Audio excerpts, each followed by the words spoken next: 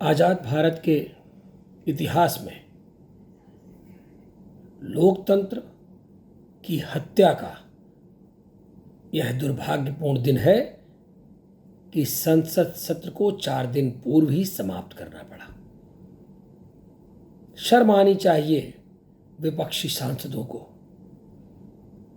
जिन्होंने संसद को न चलने देने को अपनी बहादुरी बता रहे हैं।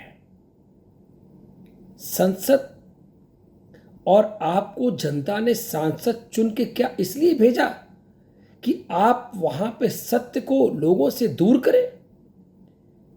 जिन बातों को, जिन विषयों को जनता के सामने लाना चाहिए था, आपको सरकार से जवाब मांगना चाहिए था, सदन के अंदर वह परंपरा आपने तोड़ी है। गतिरोध के लिए पूरी तरह से विपक्ष और विपक्ष के नेता जिम्मेदार हैं। सोनिया गांधी जी, जिन्होंने 80 लाख रुपए से ज़्यादा मानदेय और भत्ते में ले लिया, परंतु एक दिन भी संसद नहीं आई।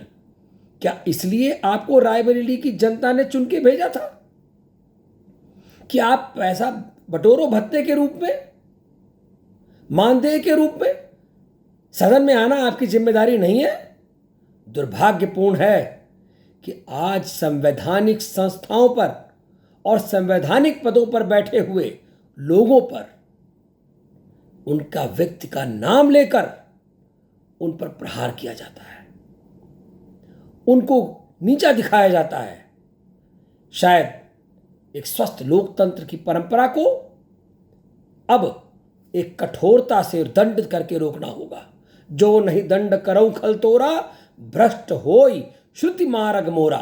श्रुति के मार्ग में चलने के लिए अब यह आवश्यक हो गया है कि बलपूर्वक जो बिल फाड़ देते हैं, जो कंधों पे बैठ करके एक सड़क छाप गुंडों का तरह हरकत करते हैं, क्या ये सम्मानित संसद बनने के लायक है? क्या ये स्वस्थ संसदीय परंपरा के वाहक हैं? नहीं।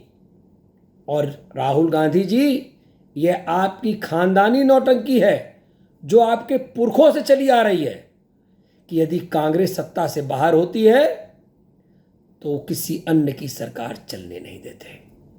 छदम करना, षड्यंत्र करना, झूठ बोलना, अरे जब उसी झूठ के पर्दाफाश करने के लिए ही तो यह संसद का निर्माण हुआ है।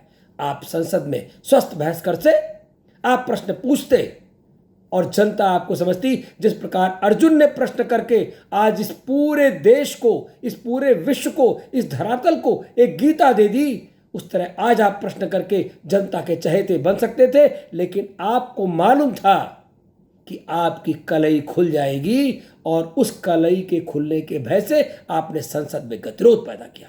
यह दुर्भाग्यपूर्ण है। आपको शर्म आनी चाहिए और जनता को भी चाहिए कि ऐसे नेताओं को दंडित करे और उनको बाहर का मार्ग दिखाए।